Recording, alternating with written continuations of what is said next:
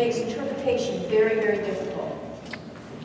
And we also learned that of the 470 Hebrew words that are used in the song, the majority of them are symbols and they need to be interpreted. And when they do get interpreted, they're typically sexual language. So, I came up with our own symbols. I think it makes me feel comfortable anyway in an open public forum. And I want to remind you of them and let the new gals know. If you look to my right, you're going to see 3 posters. There's a green one, there's a purple one, and an orange one. And this is the progression of total intimacy, sexual intimacy in our marriages. Now, green is bonding. This is where you first meet. You begin to date. You decide if you want to continue to date. And if you do, you become more transparent, more trusting, and you're moving into some dark green. And then you move into a little bit of light purple. Now, light purple is coupling. This is where we have demonstrated behavior that would say, they're a couple. They're holding hands, they're hugging, they're kissing. This can still go on into dating. By the way, all of this is in marriage too. But then we move into the dark purple. The dark purple is more for marriage. This is where you dress and undress in front of each other. This is where, if you like to save water, you shower together. This is those wonderful, intimate back rubs. And they stay back rubs. That's really important in purple. No, but you have to understand, it's really important in purple. Because you see, purple is the hardest thing to stay in. Purple is not orange. Okay? So you have to understand that when I refer to it.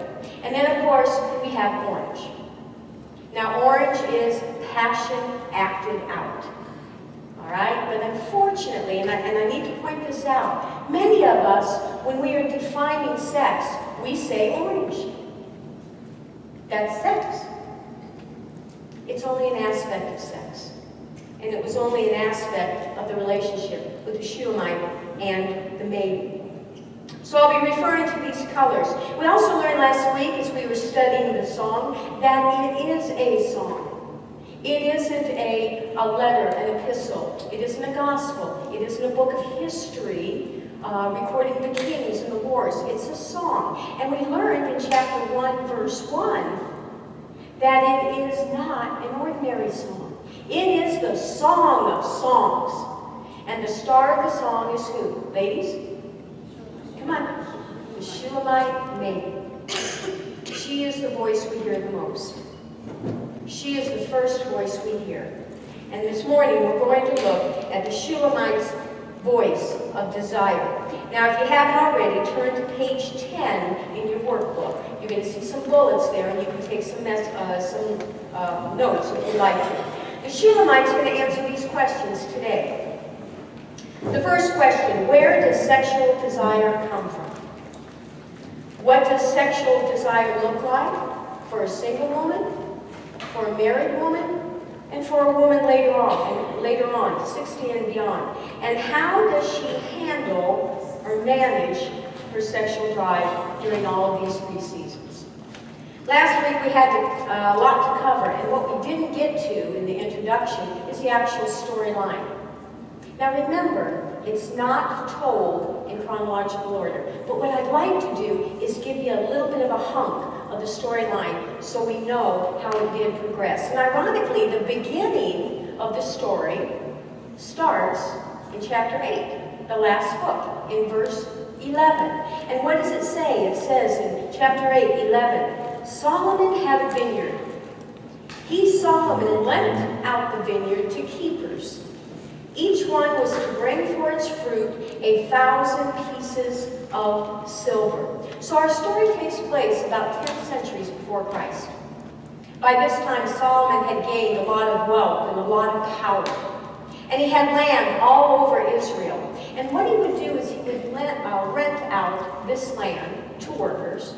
They would work the fields, the vineyards, and whatever profits there were, then they would get a percentage of that.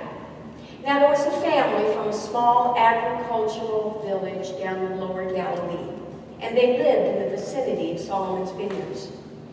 The families, the father had passed away. It was only the mother, the brothers, and the Shulamite baby. And they were tenant farmers. They rented land out from Solomon. Now, even though she was a maiden, she was still required to be in the field and to work because of the poverty of the family. So she's out there working one day, and this young king is out in that area, in the vicinity of his vineyards. He's inspecting the vines, and he looks up, and what does he see? He sees a Shulamite. And she caught his eye. He was hooked. He decides he's going to come back, and he's going to get to know her a little bit more. They begin dating. We see how this relationship moves, and eventually, the proposal. But you know what? A lot of women in that day, they would have jumped at this proposal. But she doesn't. She's wise. She thinks about it. Do I want to marry him? Do I even love this guy? I'm a country girl. What's it going to be like living in metropolitan Jerusalem, in a palace? She works through all of this. She accepts his proposal. He is elated. So he sends a caravan, Sandy, to pick her up. He builds this beautiful carriage. He arrives, I don't need to bring this up, I saw it sitting out on the table.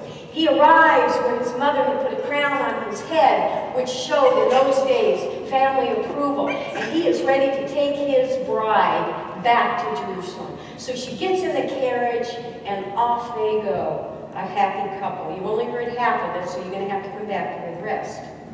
So the Shulamite arrives in Jerusalem, and she walks into the palace for the very first time. And she's in awe. She's never been there before. And she's looking around. But I imagine she's probably got some mixed emotions going on. I would think that she's a little bit intimidated by all this. I wonder, what is she thinking as she's looking around? I wonder, what are the servants thinking? The staff of the palace. Who is this country girl? Who is this chick? And she's looking back at them, and she's thinking, what have I done?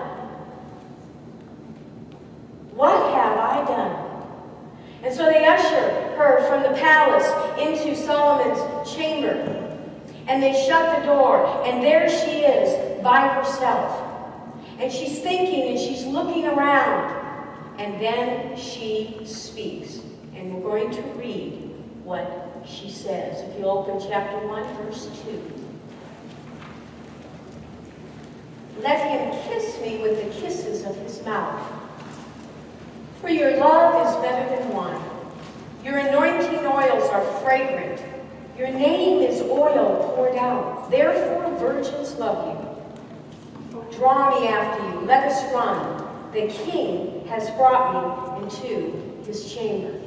Well, we know now what she's thinking about. That's how the song begins. There's no introduction. There's no gradual acclimation to what's eventually going to play out. We're not introduced to the people or to the history. It's kind of like a beginning without a beginning. We're introduced to the theme, which is about intimacy. It's about physical love, but we're not told much about the story. Why? Why? Because while the love story is important, the theme of the love story is more important. The tone of the love story is more important. What we're seeing is the Shulamite looking around, wondering why she is here, wondering if she should be there in terms of the requirements that might be placed on her as his wife. Mixed emotions, but she wasn't mixed up about her desire for Solomon. Let's go back and let's look at these scriptures a little bit more carefully. She says she wants to be kissed. Let him kiss me with his mouth. In the Message it reads, kiss me full on the mouth. A Hebrew translation says, smother me with kisses, for your love is better than wine. Now the Hebrew word here for love means sexual love. It is the counterpart of the word that we find in the New Testament, the Greek word eros. And the word for wine, it was customary for when you use the word wine, you were talking about a celebration. You were talking about a supreme pleasure. And so what we have here, if we were to read it according to the translation, it would say, for your sexual love is better than supreme pleasure. And then she goes on and she says, your anointing oils are fragrant. In Solomon's days, men rarely bathed.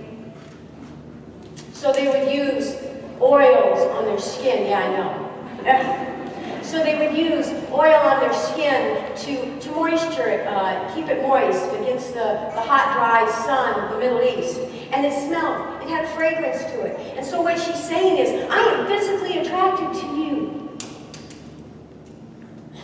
You smell good. Whenever I have a couple in my office that are struggling in this area, if I find out that the wife loves the smell of her husband, I know I'm safe. I know we can move forward, because that's really important. Continuing on in verse 3, your name is oil poured out. Another translation reads, your name is like purified oil. Purified oil was highly prized during that time. And the name described a person. And so when she said your name is like purified oil, she was saying, I am not only physically attracted to you, but I am attracted to your character, who you are. And then she goes on and she says, therefore virgins love you. All my friends love you, but I won your heart. I got the captain of the football team. And she wants more than just kisses. Verse 4 says, draw me after you. Let us run. The king has brought me into his chamber, his bedroom. We're reading a tome of desire, ladies. And then the short opening scene ends with the choir of virgins, the daughters of Jerusalem, her BBFs, and they're rising and they're saying, we will exalt and rejoice in you. We will extol your love more than wine. Rightly do they love you. What are they saying? We're excited for you, girlfriend. Don't we love our BFFs? I do. They got my back all the time. I got a group, we call them the six-pack. Don't read into it, there's just 6 of us. There you have it, welcome to the song. It's the hottest book in the Bible, and it is the Shulamite's voice that we hear right off in verse 2. And she's talking about sexual desire. So, I want to read something to you this morning. Okay, I think I got it. Here we go. This is instructions and advice for the young bride. It was written and published in 1894. It was written by Ruth Johnson. Ruth Johnson was the wife of Pastor Johnson that pastored the Archaic Methodist Church.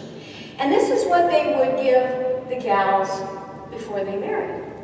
It opens, to the sensitive young woman who has had the benefit of proper upbringing, the wedding day is ironically both the happiest and the most terrifying day of her life. On the positive side, there is the wedding itself, in which the bride is the central attraction in a beautiful and inspiring ceremony, symbolizing her triumph in securing a male to provide for all her needs. On the negative side, there is the wedding night, during which the bride must pay the piper, so to speak, by facing for first time the terrible experience of sex. At this point, dear reader, let me concede one shocking truth. Some young women actually anticipate the wedding night ordeal with curiosity and pleasure. Beware of such an attitude. A selfish and sensual husband can easily take advantage of such a bride. One cardinal rule of marriage should never be forgotten. Give little, give seldom, and above all, give grudgingly. Otherwise, what would have been a proper marriage could become an orgy of sexual lust.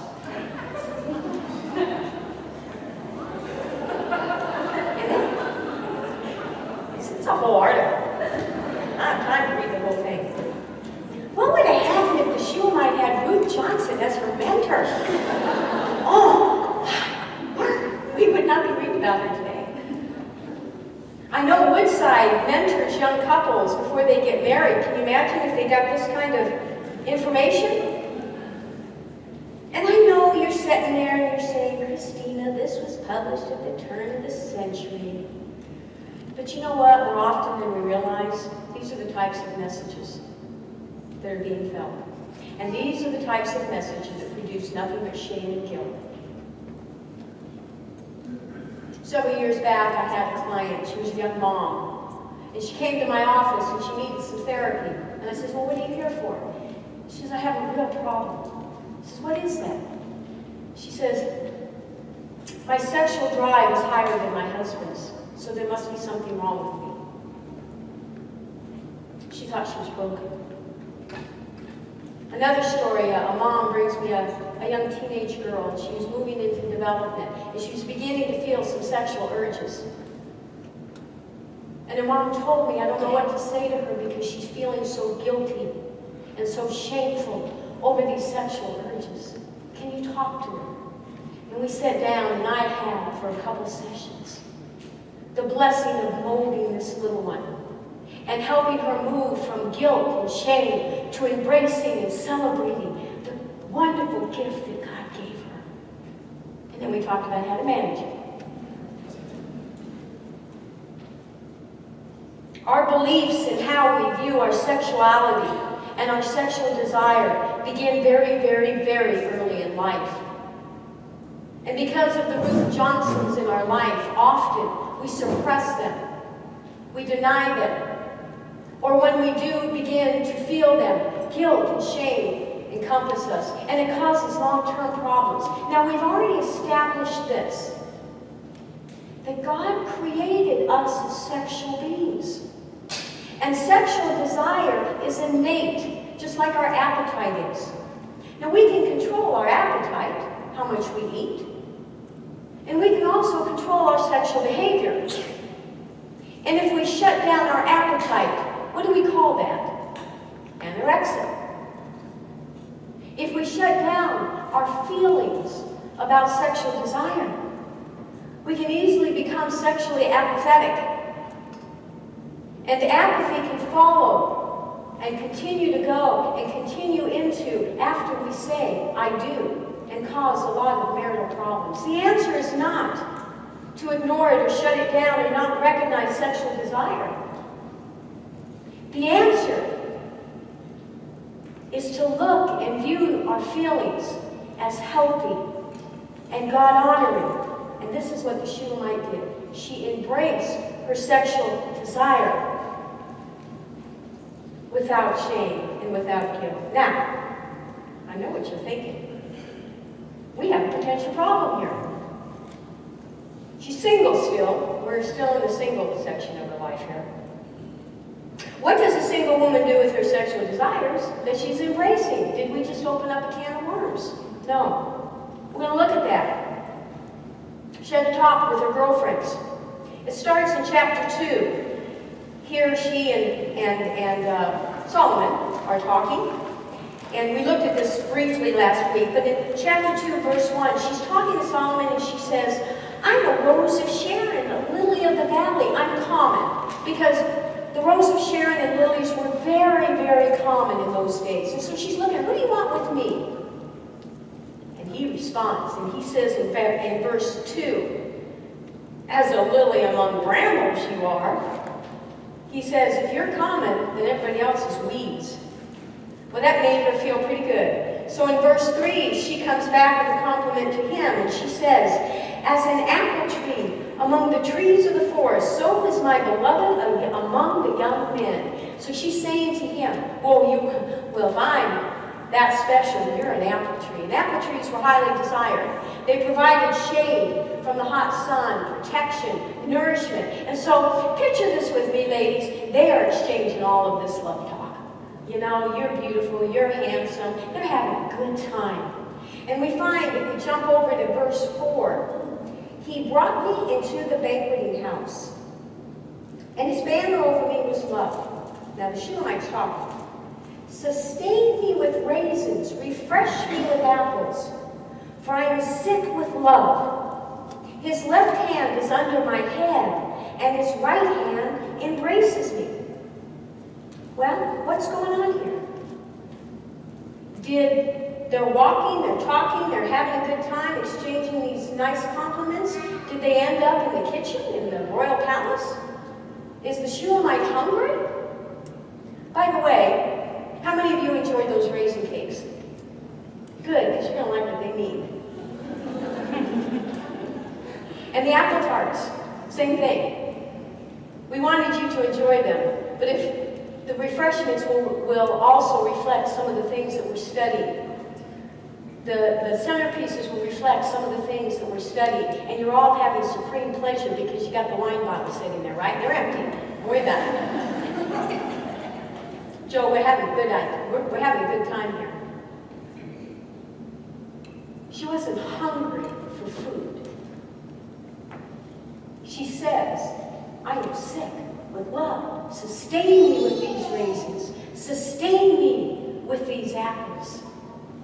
They are in the middle of an embrace. He's got his hand under her neck and his other hand around her waist. Now, mind you, it's important that you know that. They are in light purple. Okay? They're in light purple. There's a couple different interpretations here, and they're both from real reliable sources. Remember I said there's a ton of different ways to interpret the song? Tommy Nelson, he has a study out, it's been around for a while, The Book of Romance. And he says that they were single when all this conversation was going on, and they were developing growing passion, and they were exercising restraint. Joseph Dillow, who wrote, it's actually a classic, Solomon on Sex, he said, no. They weren't single here, they were married. And he argues that the banqueting house was the bridal chamber, and that's where they were. And so he says they're married. Were they married? Were they single? Maybe you're going to look at me and say, what do I align with? Neither. Yeah, it's a political answer. I've been in politics for a while. You know, neither. You know why? Because it doesn't matter. When the context is vague, it is not for me to stand up and tell you that this is an absolute. It is my job to give you several of the interpretations, and then you can take it, you can study, you can learn off of it. And it really doesn't matter because that's not where the message is in this. The message is what counts. And we see the message in verse 4. Now picture this with me. Here, the Shulamite is in the banqueting table or couch. She and Solomon are really enjoying one another, to the extent that she is feeling her sexual desire and it's overwhelming her. But she's restraining. She's in light purple. And he's looking into her eyes, and she's looking into his eyes, and they're all each other sees. Well, not quite, because she says, can you hold on, Solomon? I need to talk to my BFFs. Because in verse 7, she says, I adjure you, or I beg you, O daughters of Jerusalem, by the gazelles or the does of the field, that you not stir up or awaken love until it pleases. What is she saying here? She's saying, girlfriends, come here. Hold on, Solomon, come here. I beg you, do not stir up until it's the right time. Do not go to orange. Do not ignite, because these feelings are intense.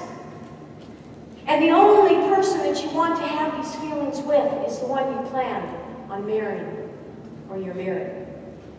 This is what I love about the song. It balances out sexual desire.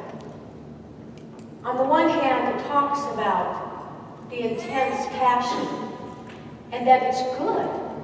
But on the other hand, it says it's holy and it's intended for marriage. And so the Shulamite speaks with a voice of desire to her single friends. And she says, don't feel guilty, don't feel shameful. Recognize your feelings, but manage them and honor God. What does she say to her married friends? We're going to pick it up in chapter 4. In chapter 4, the majority of that chapter, we have Solomon talking to the Shulamite and telling her how beautiful she is. In verse 1, it says, behold, you are beautiful, my love. Behold, you are beautiful. In verse 7, you are altogether beautiful, my love. There is no flaw in you. But then we move all the way through the chapter, and we come on verse 16, where the Shulamite begins to speak. And this is what she says. Awake, O north wind, and come, O south wind. Blow upon my gardens, let its spices flow. Let my beloved come to his garden and eat its choicest fruit. Chapter 5, verse 1. This is Solomon responding. I came to my garden, my sister, my bride. I gathered my mirth with my spices. I ate my honeycomb with my honey. I drank my wine with my milk. The north wind and the south wind were important in that part of the country. The north wind would clear the skies of clouds so the sun could shine. The south wind would come up, and it would bring moisture, and it would bring warmth. And so the gardens all through that region would grow. So Solomon knew what she was talking about. She's talking to Solomon, and she's saying, awake, O north wind, come south wind, blow upon my gardens. She's saying, wake it up. She's getting into dark purple, ladies. She's experiencing dark purple here. And then she makes the invitation, let my beloved come into his garden and eat its choicest fruit. The word here is literally transferred, enter or come in. She is in orange. And then Solomon responds, I came to my garden, my sister, my bride. I gathered my mirth and my spice. I ate my honeycomb with my honey, and I drank my wine with my milk.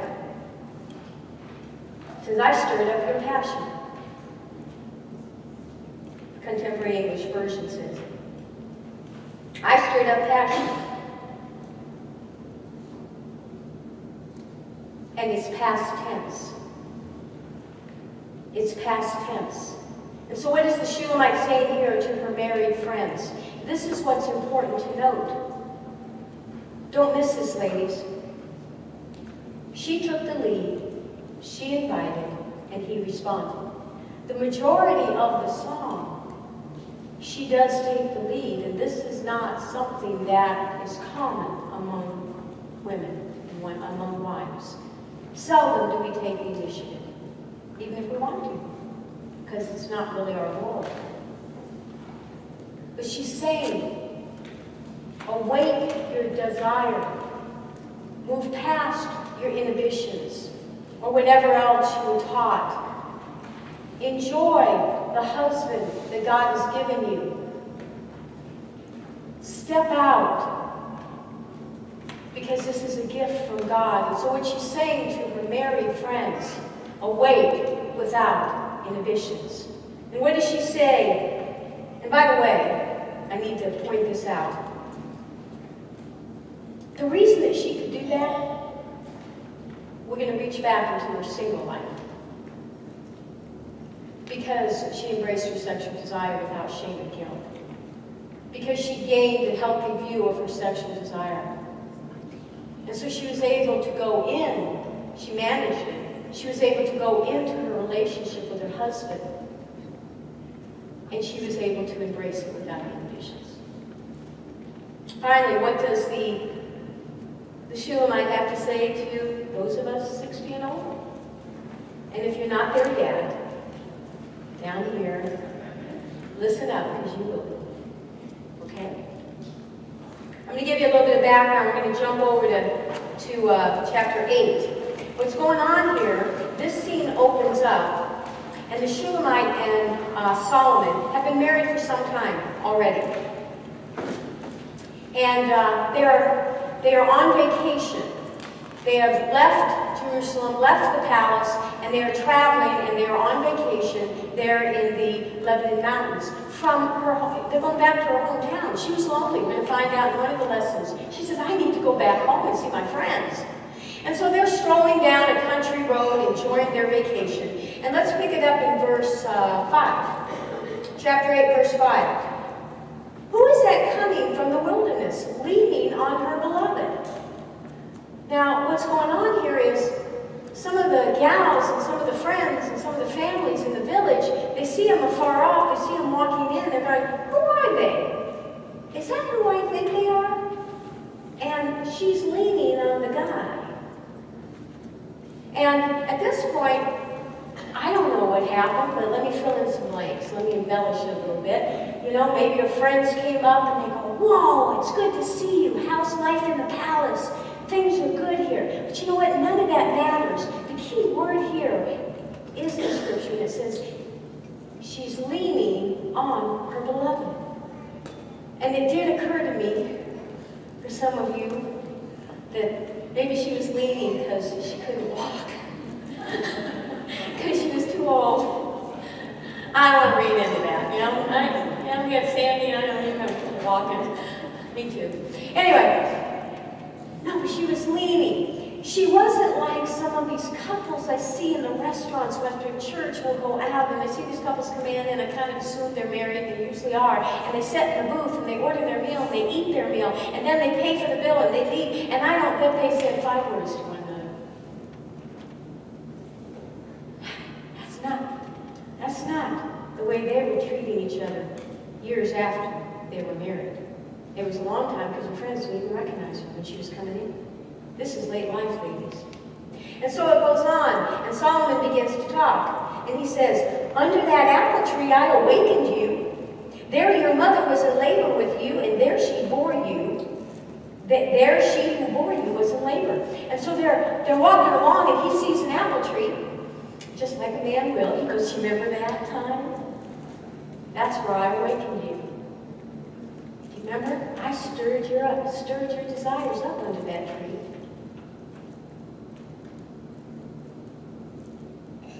And I know it's past tense because it says, I stirred. It happened. Now, some of you said that they have orange under that apple tree. I don't believe that they did. Because there's another place that they start off with that orange. No, that's where she felt her tinge of desire. That's where the relationship began. Where she said, okay, I'm going to move into dark green. I'm going to move into a little bit of light purple. I'm going to put my toe in the water. I think he might be the one. Now I can just imagine what was going on here. They're on vacation. Maybe they had a picnic basket and they're sitting under the apple tree. And they're just reminiscing. They're remembering. They're thinking, remember our first date? Do you remember that couple we went out with that we said we'd never do again? They're enjoying one another's company, and they're reminiscing about how they met. I have a girlfriend. We were out for breakfast not too long ago as I was prepping for all of this. She and her husband were both in their 50s. And she leaned forward and she said to me, I remind myself of the desires of my youth. I remember, because it provides comfort and help when I'm faced with challenging times. Solomon, in his old age, when he wrote Proverbs, after he returned, he had left God, but he came back, he repented of his sins, and after he returned in his relationship with God, he wrote these words in Proverbs chapter 5, verse 18. Let your fountain be blessed and rejoice in the life of your youth. And I can't help but believe that he was thinking of the Shulamite maiden when he wrote this. A trip down memory lane for some of us in this room might prove to be pretty beneficial. I know it helps me. I know it helps me.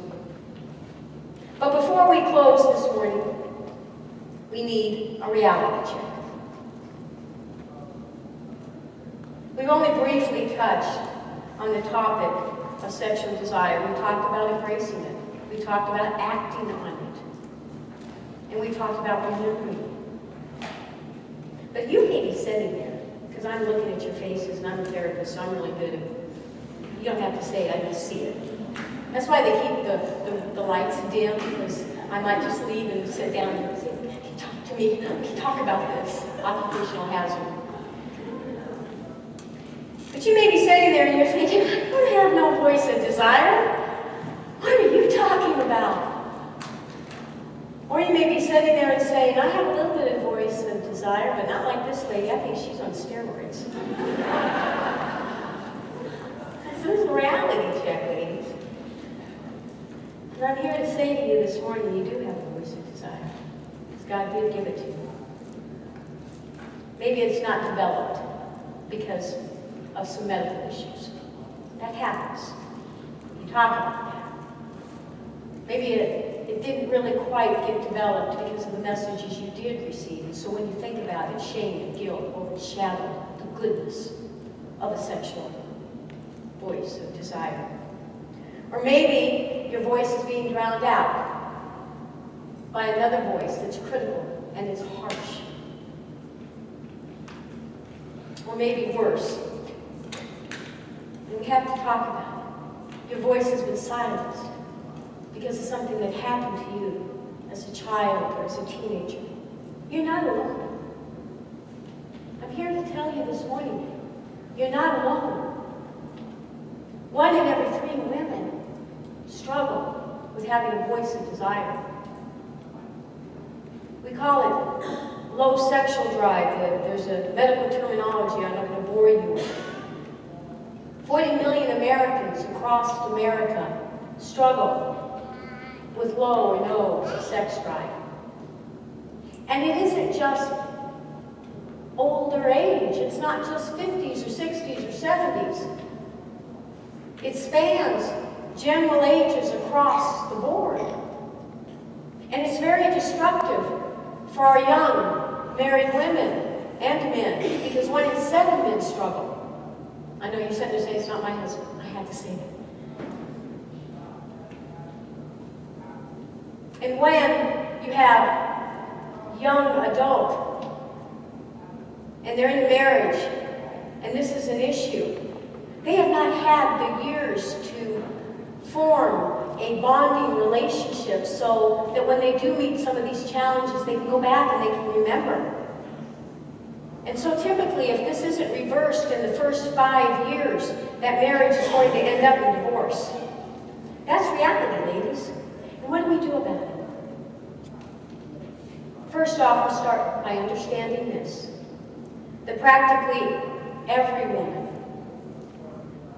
young and old, single and married, they carry some pain, some shame, some confusion about sexuality, their sexuality, and sexual desire. But unfortunately, they think they're alone, so they don't talk about it. They think they're the only one. We all need help, including me, in applying God's Word to the questions that we have. And if we have the answers, because we've lived life long enough, why are you here? We need you to help the younger generations, to sit down over a cup of coffee and talk to them and help them and walk them through some of their questions, some of their difficulties, some of their pain. We need to understand that every sexual choice we make is a spiritual choice. We need to know that Satan is intentionally works to destroy the goodness and God's gift of sexuality. We are his target. We have a target on our back, because if he can destroy our marriages, he can destroy the church. We need to be comfortable talking about all this. We need to normalize it. because it is good and it is approved by God. That's my mission. It started last week and it's going to go for 3 more weeks. Am I normalizing it a little bit for you, ladies? Are you just getting a little bit comfortable with talking about intimacy? I hope so. I hope so. Because we're going to move into doing that. We're going to segue right now into answering some of your questions. If I could get Anne Marie up here. Now, I want to share with you, we're only going to get to a few. We've only got a few more minutes to talk and to answer some of these questions. Write them down, grab a card. We will get to as many as we can, because you know what my desire is? My desire is to get the conversation going and not stop talking about it. And to normalize it so you feel that you can talk, you can come to somebody, to counseling, or to a friend, or to a mentor. That's the reality check. So, are you ready for some questions answered? Okay, you don't get to get them from the audience, because if you do that, I may not have the answers. I have to go home and do my research. Okay? So you know what? I'm thinking if I come down there, you won't all be able to see me. I'm good. Yeah, I think I'm good. I asked for a stool because my legs start aching when I get up here. Yeah, you know, some of our... Okay, so we have a few questions. Can we get to them? Anne Marie is going to ask them. Okay, the first one we have is Solomon had 700 wives and 300 concubines. How is it that he is the lover in the song when he is such a poor example? I don't know. You know what? I got asked that by one of our leaders in the training. That gets asked all the time. Why in the world should we listen to Solomon? Well, and I do have to say this. I have to point this out, ladies. The Song of Solomon made it into the canon, into the Bible, into God's inspired word. So that's number one. But I don't want to give that pat answer. Okay? It isn't so much Solomon talking to us, it's God talking to us through the story that Solomon experienced. But let's go just a little bit deeper. It's important to first look at Solomon's life. There were 3 stages. He had a stage where he loved the Lord, and he followed him in obedience. And then there was the stage, and we read about it in 1 Kings. And I looked it up, and I wanted to take you there, because I think it's important. In 1 Kings chapter 11, it reads, "Now King Solomon loved many foreign women." God had said, don't get involved with foreign women and foreign cultures. But he did it anyway. And these were foreign women from nations concerning which the Lord had said to the people of Israel, "You shall not enter into marriage with them, neither shall they with you. For surely they will turn away your heart from the gods." For surely they will turn away your heart after the gods. In other words, you'll be towards their gods. Solomon clung to these in love. He had 700 wives who were princesses. He had 300 concubines. And his wives turned away his heart. So Solomon did what was evil in the sight of the Lord, and did not wholly follow the Lord as David, his father, had done. And so there was a time in the life that Solomon turned away from God, and he became very involved with a multitude of relationships with wives from pagan nations. And they did influence him, and they did turn him away from God. But there was a time, and this is what redemption is all about. There was a time when he turned back to Jehovah God. And this is when he wrote the book of Ecclesiastes. And when we think of the book, if you've ever done a study, I don't know how many of you have, but the book of Ecclesiastes is an amazing study. All is vanity, and he begins to talk about that. None of the stuff that I chase after, it isn't worth anything. And he closes the book out in verse 13. The end of the matter. In other words, he's saying, this is a conclusion. All has been heard. Fear God. Now, we just let verses go over our heads. Think about this. He's saying he's lived his life. He's at the end of his life. He's had everything and anything he's ever wanted. He served the Lord. He wandered. He dove into pagan rituals and built temples for his pagan wives. And then he came back to God. And what does he have to say on his deathbed? Pretty much. Fear God. Keep his commandments. For this is the whole duty of man. For God will bring every deed into judgment and every secret thing, whether good or whether evil. And we know him as the wisest man, but you know what? You're all asking me, why should we even listen to him? We should listen to him because he came back to God. And because God says listen to him. He experienced the full gamut. But now let's look and see when it was written. We have different opinions of when the book was written. It was written, most agree, during his time of when he was ruling. But some say it was written during his early years as a young king, and that this was one of his first loves, or it was his first love. And they draw from chapter 6. It's kind of interesting here.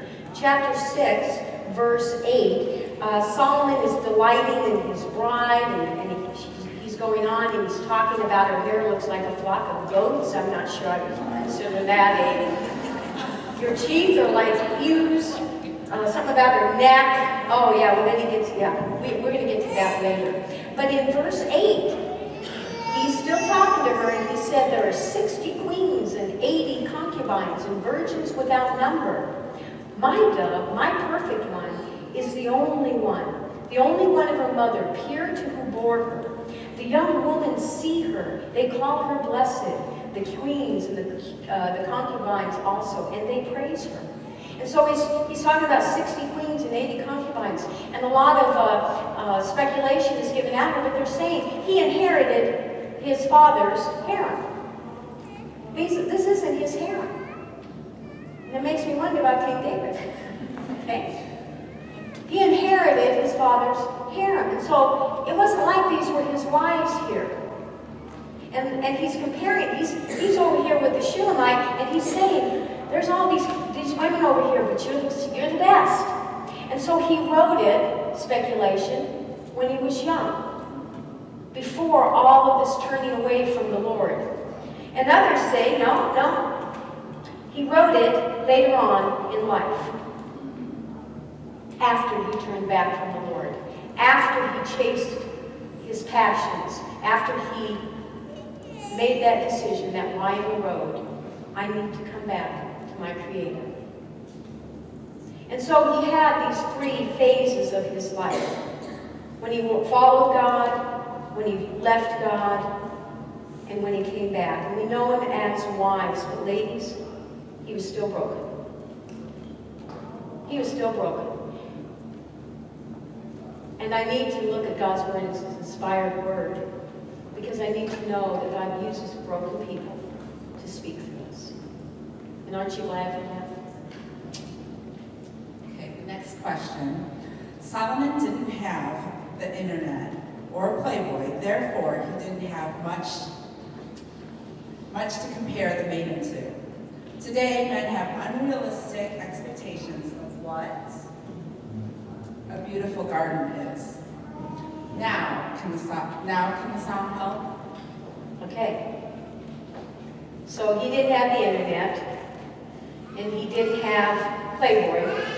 I don't know, do we still have Playboy? Is that still out there? Is it? Ah. Dee, you know it's out there? The lady said it was out there. Because somebody told her. Right? That was the time period we grew up, you know, it was covered with a brown paper bag, I think. No, he didn't have the internet. And he didn't have Playboy. He had things worse. He had things worse. And that's why I think he left his first love.